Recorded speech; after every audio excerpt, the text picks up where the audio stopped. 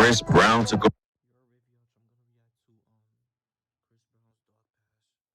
over the industry in record time, but nobody knew he was hiding a brutal, violent side of himself. Brown is still in the music game, but he could end up behind bars again soon thanks to his dark past. Chris Brown got famous. And recently, he got into it with Usher, allegedly. He got into it with Usher, allegedly.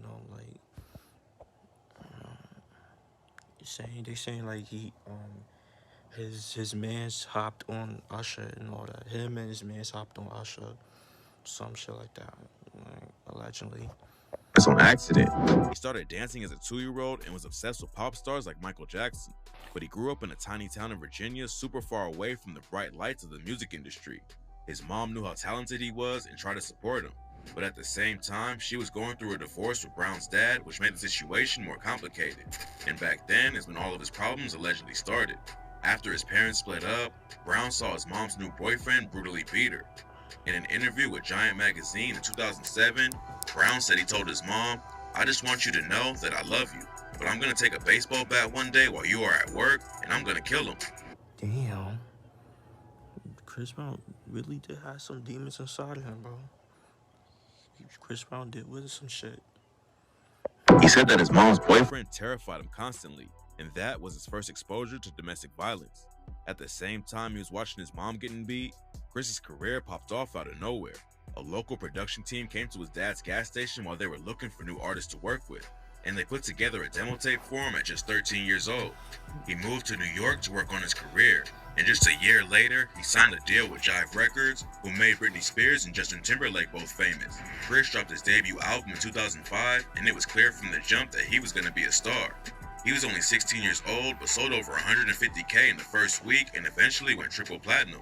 His second album popped off even more and almost hit 300K the first week. Brown's music was everywhere, and he got even more shine for working with charity programs and picking up a few acting jobs too. In 2008, he was named Billboard's Artist of the Year, and it looked like Chris Brown was on track to becoming as big as his idol, Michael Jackson. He had #1 hits, multi-platinum records, sponsorships, and... Yo, do y'all consider Chris Brown a legend, bro? Let me know, do y'all consider him a legend despite, like, his age? Like, right now, despite him being 34, like, do y'all consider him a legend? Let me know. Great PR from working with charities. But right before he was about to become a true superstar, Brown was involved in one of the most brutal attacks in pop culture history. Chris Brown had been linked to Rihanna in 2007 after she hit the stage with him at the MTV Video Music Awards. Not before long, they were officially dating. But in 2009, everything fell apart right before they were going to perform at the Grammys. Brown and Rihanna were riding in his rented Lambo when they got into a fight over a text Brown got from a woman he had hooked up with before. That's when Brown completely... Chris Brown was cheating on Rihanna. He probably was cheating on her, I don't know, like... snapped and started attacking her. He allegedly slammed her head into the car window while punching...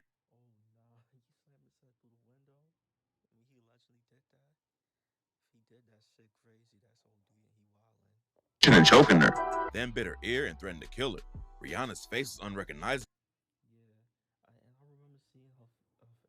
I remember seeing that pic of her, like when she was, her eye, when she was like fucked up and shit. Nah, it's crazy.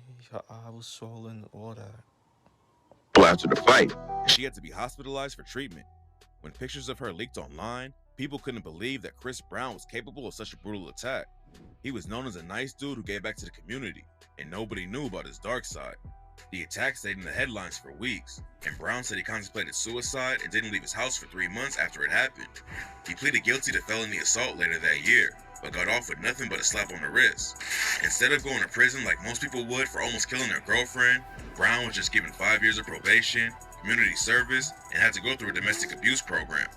Brown said, "Words cannot begin to express how sorry and saddened I am over what transpired." But it turns out that wasn't the first time he abused Rihanna. During his sentencing, CNN reported that they had had 2 domestic violence incidents before what went down in the car. At first, he couldn't be around Rihanna because a judge issued a restraining order against him.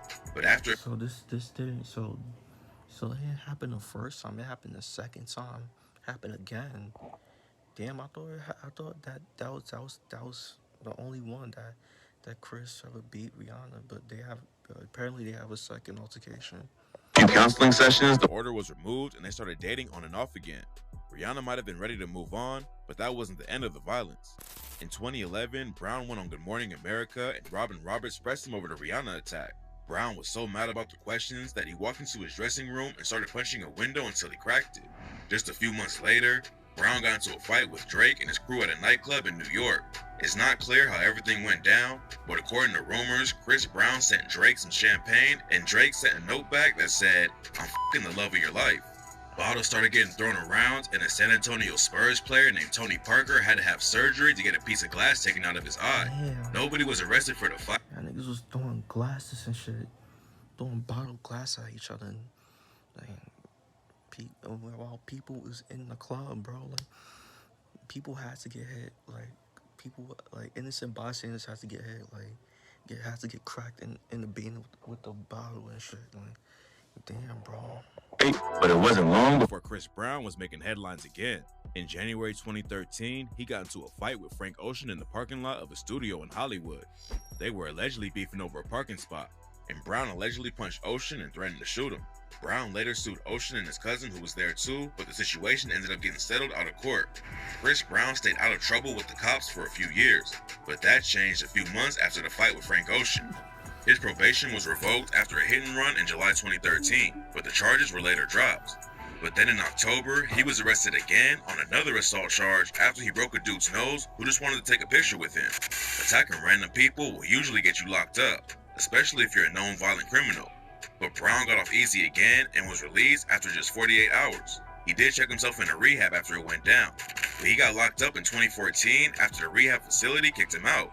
He finally had to sit down for a while in jail, but it was only for 100 days. It was clear that Brown had some major issues going on, and during rehab, he was officially diagnosed with bipolar disorder and PTSD. Brown was granted an early release from jail, and a few months later, he pleaded guilty to another assault charge from 2013. He only spent 2 days in jail from what went down, but a few months later, he was involved in the deadliest situation yet. Brown wasn't supposed to leave LA County without getting permission from a judge, but in January 2015, he performed at a club in San Jose, and at some point, shots started going off during the set. It's not clear exactly how it all happened, but 5 people got hit during the shooting, and Brown's probation was revoked again.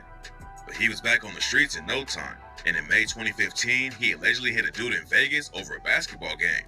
The dude didn't press charges, but that wasn't the only trouble Brown had. Yeah, Chris Brown be fighting niggas, bro. He got a TP, bro. Sometimes Chris Brown got a TP. Like, damn. In 2015, that winter, he was supposed to be touring in Australia and New Zealand, but he canceled the whole thing a week before the first show because Australia's immigration minister said his visa would be denied over his criminal history. By 2016, it had been 7 years since everyone found out how brutal Chris Brown could be. He had tons of reports against him, but somehow his career never took that big of a hit. He wasn't Michael Jackson famous like people thought he'd be back in the day, but he was still one of the highest selling singers in the world even after all the violence. Then in August 2016, a woman called the cops and said Brown had threatened her with a gun. The police showed up with a SWAT team and had a standoff with helicopters flying over his house. But eventually, the truth came out that the woman lied about the whole thing because Brown had kicked her out of his house. The woman might have been capping, but that same year, Brown's manager came out and accused him of brutally attacking him too. Brown hired Michael Gerges to help his PR after the Rihanna attack, but in June 2016, Gerges sued him for allegedly locking him in a room and punching him in the face and neck. Brown clapped back and said, "Just getting mad and filing lawsuits because I fired them because they're stealing money. You're stealing money, pal." But eventually, they settled out of court and nobody knows what really went down between them. Basically, every year since 2009, Brown has been involved in some kind of violence. In April 2017, he allegedly attacked a club photographer for taking his picture. In that same year, his ex, Karusha Tran, filed a restraining order against him. According to her, Brown threatened her in text messages and said, "I will beat the shit out of you," and "I promise I will make your life hell." Tran also claimed that Brown punched her twice and threw her down some stairs too, but the police never got involved. Somehow, Chris Brown kept on dropping hits and working with some of the biggest artists in the world during everything. His fans have stuck by him no matter what, even though it's clear that he's a dangerous dude who still hasn't handled his issues. He was sued for sexual assault in 2018 and settled out of court in 2020. And then he was accused of hitting another woman at his house in LA. A criminal report was filed against him over it, but Brown was never arrested for the attack. Brown has avoided doing any serious time because of his status in the industry, and it doesn't look like that's going to be changing anytime soon. His last album dropped in 2022 and debuted at number 4 on the Billboard 200. He's not moving as many units as he did before he attacked Rihanna, but obviously he has enough fans who don't care about his dark past to keep his career going. It seems like Chris Brown is untouchable in the court system, but it took him over 2 decades to bring down R. Kelly, so you never know what'll happen. It's pretty clear that he hasn't changed at all since 2009, so it's probably only a matter of time. Okay, that's the vid. Yeah, let me know what y'all think, bro. Like, do y'all like still jack Chris Brown? Like, despite the controversies that he's allegedly been involved in. And comment down below if you a fan of Chris Brown. Comment down below what is your favorite song of Chris Brown, bro? Cause he has some fire songs, though. I ain't gonna lie. But the only thing I don't like of Chris Brown is his rapping, bro. I think is when he raps is dirt. I ain't gonna lie. But yeah, but make sure y'all like, comment, subscribe, and y'all know the vibes. So we're just checking out you are.